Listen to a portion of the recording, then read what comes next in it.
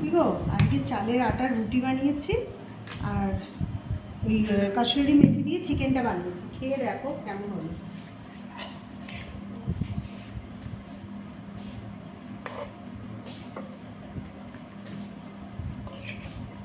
আশা করি খারাপ হবে না।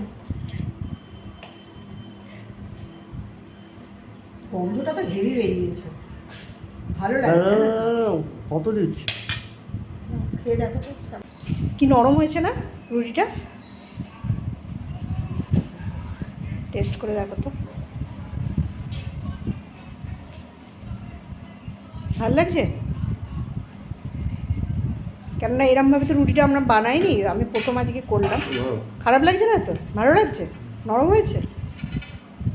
চিকেনটা খেয়ে বলো কেমন হচ্ছে। নরম হয়েছে মাংসটা।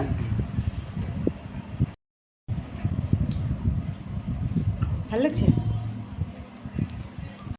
সবাইকে দিয়ে আমি এবার নিয়ে বসে পড়লাম চালের আটার রুটি আর হচ্ছে মেথি চিকেন। এত সুন্দর হয়েছিল কসুরি মেথি দিয়ে চিকেনটা, তার সঙ্গে চালের আটার।